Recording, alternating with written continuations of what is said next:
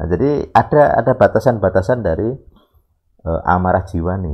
Nah, amarah jiwani ini kalau tidak terkendali itu merugikan kita. Nah, nanti beda dengan amarah rohani. Ketika Yesus marah-marah kepada para penjual atau penukar uang, gitu, termasuk yang jualan, ya sistemnya waktu itu kan ada mata uang bayat suci gitu ya. Jadi kalau orang persembahan tidak boleh dengan barang langsung gitu ya. Jadi dia harus menukarkan koin bayat suci, ada mata uang lokal di situ. Nah, dia merasa itu menimbulkan amarah gitu. Dia tidak kepentingannya secara jelas agak sulit gitu. Karena dia tidak punya kuasa atas bayat suci. Yang punya kuasa kan imam-imam gitu. Tetapi dia ada kemarahan. Nah, ketika mengutip Mazmur 69:9, saya melihat ini perbedaan antara amarah yang dia lakukan dengan amarah jiwani yang di atas ini. Kepentingannya berbeda. Yang di bawah ini apa kepentingannya? Sulit gitu ya. Sama seperti tadi, kita hanya pengamat saja. Oh, ada gereja yang koruptor misalnya. Kita nggak dirugikan. Itu bukan organisasi saya, uang saya nggak di situ, persembahan saya nggak di situ. Tapi saya ikut marah gitu. Termasuk nanti kalau kita melihat prinsip-prinsip lain tentang pembunuhan misalnya. Kalau kita ada pembunuhan, kemudian orang setuju dengan pembunuhnya, dosanya sama dengan pembunuhnya. Wah, ngeri ya. Jadi setuju dengan pembunuhan itu sama saja dengan pembunuhnya. Artinya, satu, pasti itu pembunuhannya tidak adil. Jadi ini konteksnya adalah pembunuhan yang tidak adil. Beda nanti kalau misalnya kayak Sambo itu. Kalau sekarang kan PGI lagi getol membela Sambo dalam artian hukuman mati. Cuman sayangnya kasus lain kok dia tidak getol membela gitu. Nah, dia pembelaannya PGI kan ya tadi ya. Tidak setuju dengan pembunuhannya. Tetapi kan ini ada ayat lain yang membahas itu. Negara diberi kekuasaan untuk memberi hadiah kepada orang baik dan menghukum orang jahat. Nah, menghukum orang jahat ini kan sesuai hukum negara. Sama seperti kalau pengadilan ada perceraian. Apakah gereja akan protes? Ya tidak. Kita hormati. Saya belum pernah lihat ada gereja protes. Hei, pengadilan, nggak boleh kalian menceraikan. Ini sudah kami berkati. Tidak ada gereja yang berani ngomong gitu ke pengadilan negeri. Tidak ada satupun. Jadi mereka terpaksa atau dipaksa gitu.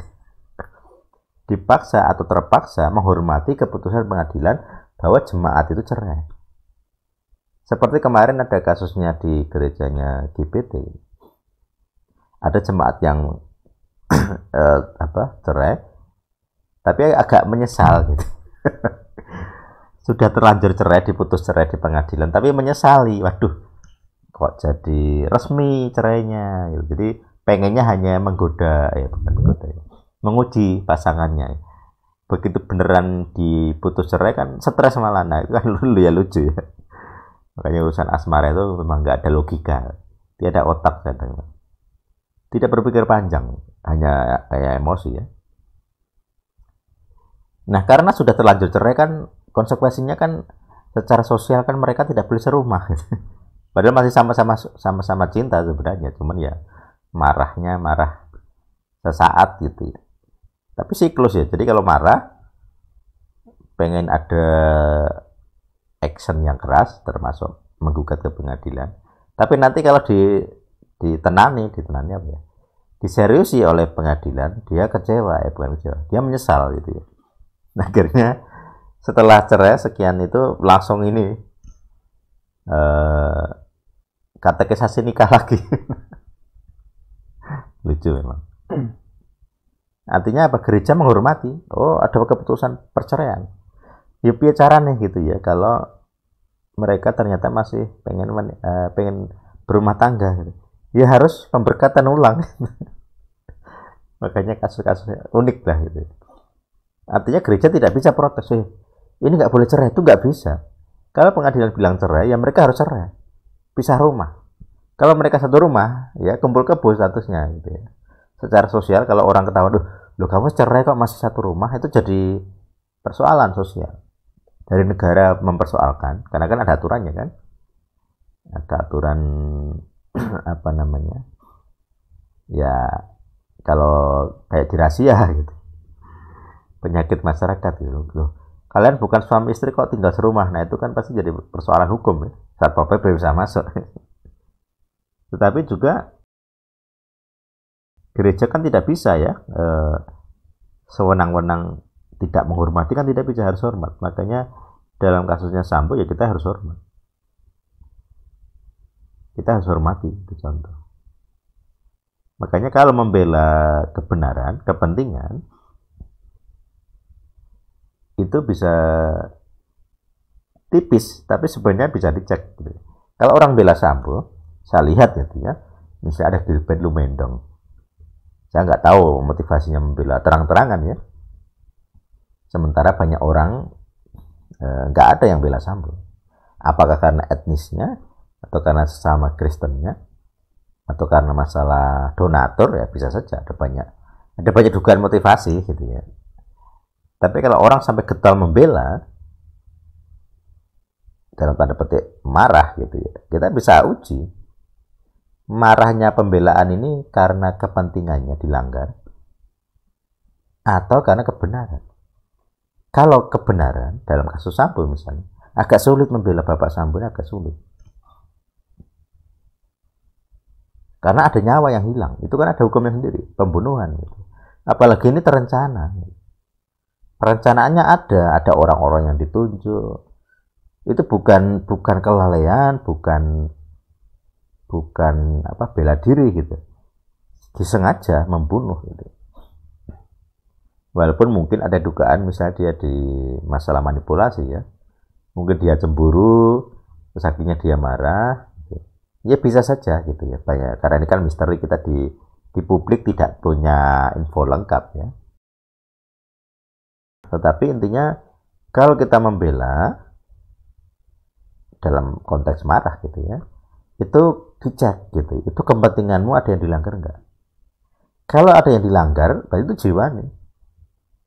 Kalau jiwani, apakah Tuhan terlibat? Belum tentu, sangat jarang malah. Beda nanti kalau yang rohani, seperti yang dilakukan di Yohanes 2:17 ini, itu kepentingannya tidak ada, selain karena kebenaran, ada prinsip kebenaran, ada ideologi. Nah itu roh, spirit gitu ya. Nah itu. Jadi kalau, makanya di LSAD kan saya merumuskan konsep roh filosofi. Jadi prinsipnya begini, kalau pikiran kita setuju dengan pembunuhan yang saya bilang tadi, berarti roh kita adalah roh pembunuh. Nah itu maksud dari ayat itu. Kenapa seperti itu? Berarti di otak kita ini, di pemikiran kita, ada rohnya. Roh apa? Roh pembunuh. Di mana mbak kita setuju dengan pembunuhan itu. Jadi makanya kalau tadi ada pendeta membela Pak Sambo, berarti itu kan pembunuhan ya. Apakah dia berarti, oh saya setuju dengan pembunuhan itu? Nah itu menarik. Ada pendeta bisa setuju kepada pembunuhan, padahal ada ayatnya. Kalau kamu setuju dengan pembunuhan, berarti kamu pembunuhnya. Dosanya sama. Yang jadi pertanyaan kan, pembunuhan ini lawful atau tidak? Ini pembunuhan yang boleh atau tidak? Kalau itu negara antar negara, pembunuhan secara hukum boleh gitu. Perang gitu.